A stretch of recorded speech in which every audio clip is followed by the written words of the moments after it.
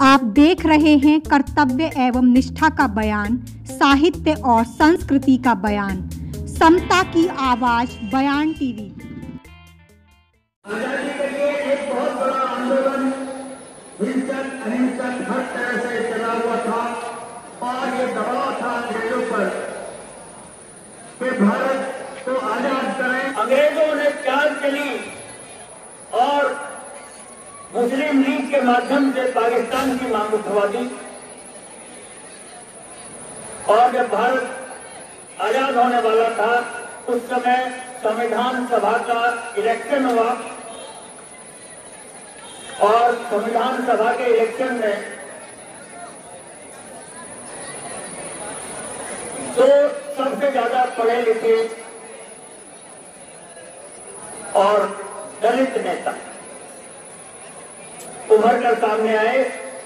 एक डॉक्टर भीमराव अम्बेडकर, अपने देश के यशस्वी प्रधानमंत्री श्री नरेंद्र मोदी जी ने ये घोषणा की उनके सम्मान में कि हम प्रत्येक वर्ष 26 नवंबर को संविधान दिवस के रूप में उनको सच्ची श्रद्धांजलि अर्पित करेंगे। ये हमारे देश के प्रधानमंत्री नरेंद्र मोदी का एक बहुत ही महत्वपूर्ण कार्य रहा कि उन्होंने संविधान को जन जन तक पहुंचाने के लिए, क्योंकि इस देश को कोई चीज बांधे हुई है तो ये संविधान बांधे हुए है। संविधान इस देश का बहुत अतुलनीय है, बहुत बेमिसाल है। ये संसार का सबसे बड़ा संविधान है। 251 इसमें पेज है, 470 अनुच्छेद हैं, 25 भाग हैं और 12 अनुसूचियां हैं। ये हर धर्म, हर संप्रदाय, हर मजहब, जितने भी देश के लोग हैं उनके एक गार्जियन के रूप में खड़ा हुआ है। संविधान है तो हम हैं, संविधान नहीं रहेगा तो हमारा अस्तित्व बिल्कुल खत्म हो जाएगा। प्यारे बच्चों, 1895 में बाल गंगाधर तिलक ने भारत का संविधान लिखा था, लेकिन वो संविधान बिल्कुल अधूरा था और उसमें बहुत खामियां थी।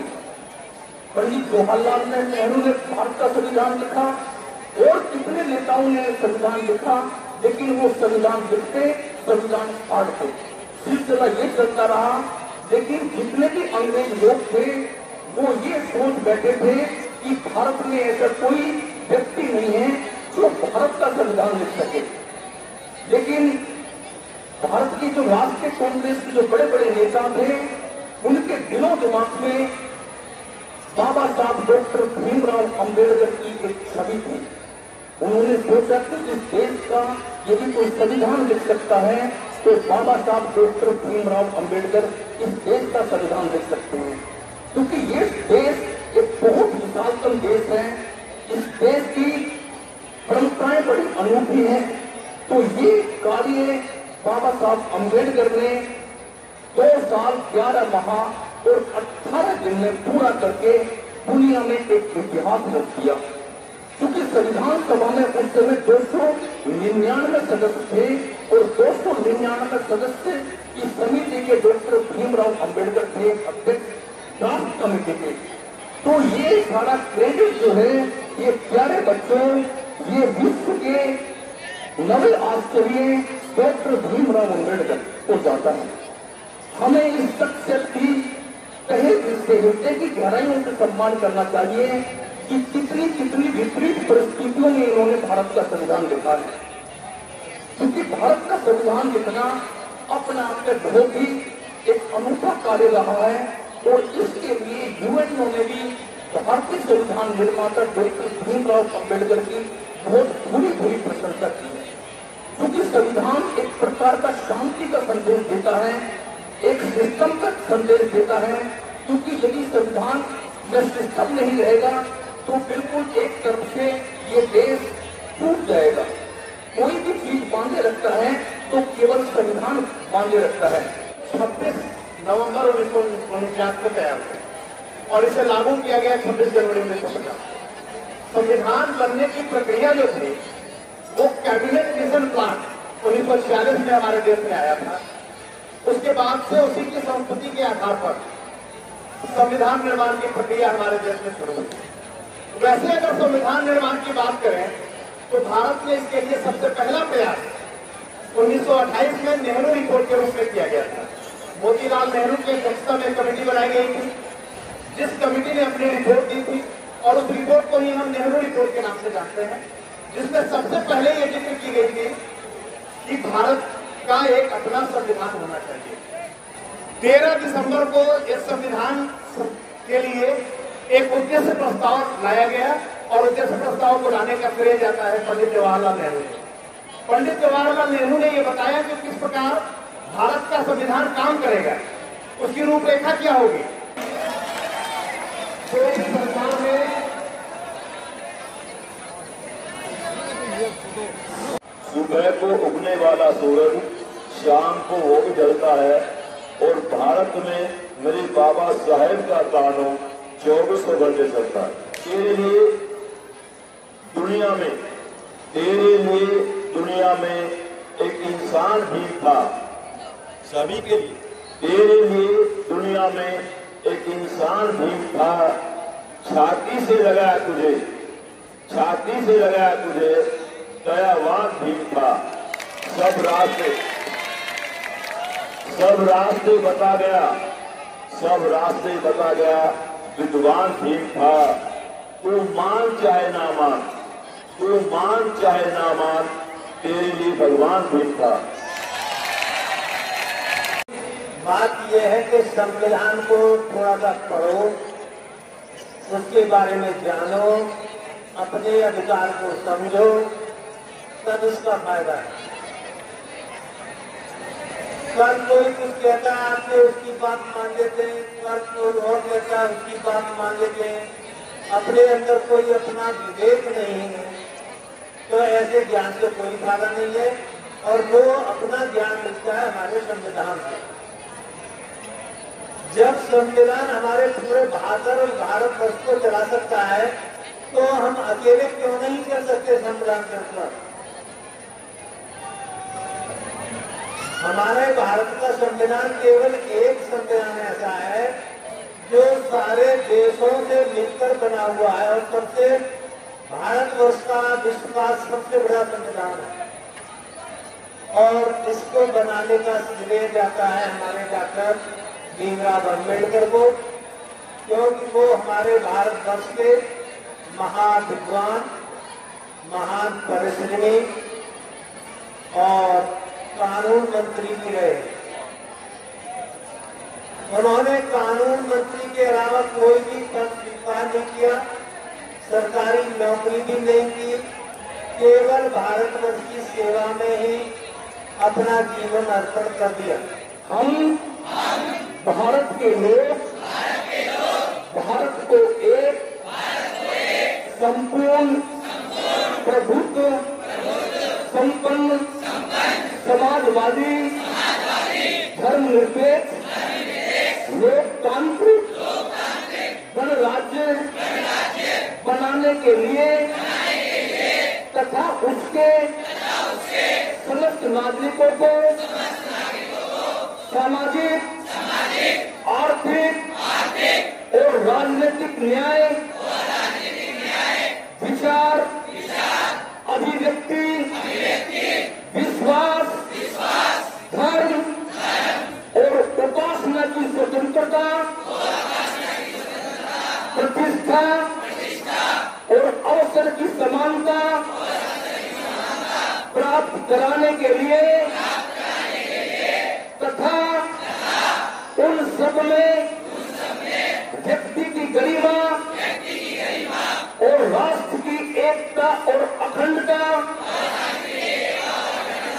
सुनिश्चित करने वाली संहिता बढ़ाने के लिए दृढ़ संकल्प होकर हमारी इस संविधान सभा में आज तारीख 26 नवंबर 1949 के दिन बैठक द्वारा इस संविधान को अंगीकृत, अधिनियमित और आत्मसमर्पित करते हैं। सूरज चांद रहेगा, जब तक सूरज चांद रहेगा, जब तक सूरज चांद रहेगा। बहुत बहुत धन्यवाद। आज 26 नवंबर है और इस दिन प्रत्येक वर्ष हम संविधान दिवस मनाते हैं। हम संविधान दिवस मनाते हैं, लेकिन इसका अर्थ क्या है, संविधान का इसका महत्व क्या है, ये जानना बहुत जरूरी है। संविधान का अर्थ है, अगर सम संविच्छेद करें, सम प्लस विधान। सम माने क्या होता है, बराबर, समानता, और विधान माने होता है नियम या कानून। तो संविधान का मतलब है वो कानून जिसके तहत भारत का प्रत्येक नागरिक समान है, यानी सभी के समान अधिकार है, जिसे हम संविधान कहते हैं। इसी तरह से इसका महत्व क्या है, संविधान का महत्व को समझने के लिए हम एक एग्जाम्पल ले लेते हैं। सपोज मान लीजिए हमारे सामने एक पेड़ खड़ा है, अगर इस तने को हटा दिया जाए तो क्या ये पेड़ खड़ा रहेगा? नहीं खड़ा रहेगा ना। संविधान भी इसी तरह से हमारे देश को चलाने के लिए एक रीढ़ की हड्डी की तरह है कि अगर उसको हटा दिया जाए तो वो खड़ा नहीं रह सकता है। प्रत्येक व्यक्ति, प्रत्येक संस्था, जितने भी काम होते हैं हमारे देश में, सभी संविधान के तहत ही सुचारू से संचालित होते हैं। संविधान के तहत हर व्यक्ति बराबर है, कोई ऊंचा नीचा नहीं है, किसी तरह से इसके साथ किसी तरह का भेदभाव नहीं कर सकते हैं। संविधान हमें वो सभी अधिकार देता है। अब हम आते हैं हमारे अधिकार, ये हमारे कुछ मौलिक अधिकार हैं जिसे हमारे संविधान में जनता को प्रदान किए हैं। वो मौलिक अधिकार संविधान में अमेरिका से दिए गए थे, जो संविधान के भाग 3 से समाहित है। पहले हमारे देश में संविधान में 7 मौलिक अधिकार थे, लेकिन संपत्ति का अधिकार 44वें संशोधन में इस क्षेत्र में इसे खत्म करके कानूनी अधिकार बना दिया गया है। इस समय हमारे जो मौलिक अधिकार हैं वो 6 मौलिक अधिकार हैं, जिसे अनुच्छेद 12 से 35 के बीच में समाहित किया गया है। सबसे पहला हमारा अधिकार है, मौलिक अधिकार है समानता का अधिकार, जो बहुत ही इम्पोर्टेंट है, जिसे अनुच्छेद 14 से 18 के बीच में रखा गया है। दूसरा हमारा स्वतंत्रता का अधिकार, तीसरा है हमारा शोषण के विरुद्ध अधिकार, चौथा है धार्मिक स्वतंत्रता का अधिकार, पांचवा है संस्कृति एवं शिक्षा का अधिकार, और छठा हमारा है संवैधानिक विचारों का अधिकार, जिसे अनुच्छेद 32 से 35 के बीच में रखा गया है। अभी हमने संविधान के प्रस्तावना की सभी लोगों ने शपथ की है। संविधान की आत्मा संविधान के प्रस्तावना को कहा जाता है। तो संविधान की आत्मा संविधान का प्रस्तावना न होकर के संवैधानिक विचारों का अधिकार अनुच्छेद 32 है। तो यहाँ अगर 2 बातें निकल के आती है, अगर अम्बेडकर के शब्दों में अगर कहा जाए कि संविधान की आत्मा क्या है, तो अनुच्छेद 32 है, और अगर एक आम आदमी की भाषा में कहा जाएगा तो संविधान की आत्मा हमारे देश का या संविधान का प्रस्तावना है। अब हम आते हैं कि 26 नवंबर को जो हमारा संविधान बनकर तैयार हुआ था, उस समय इसे लागू क्यों नहीं किया गया? 26 नवंबर को हमारा संविधान बनकर तैयार हो गया था, जिसमें टाइम लगा था 2 वर्ष 11 महीने और 18 दिन। लेकिन 26 नवंबर 1949 को आंशिक रूप से हमारा संविधान लागू हो गया था, यानी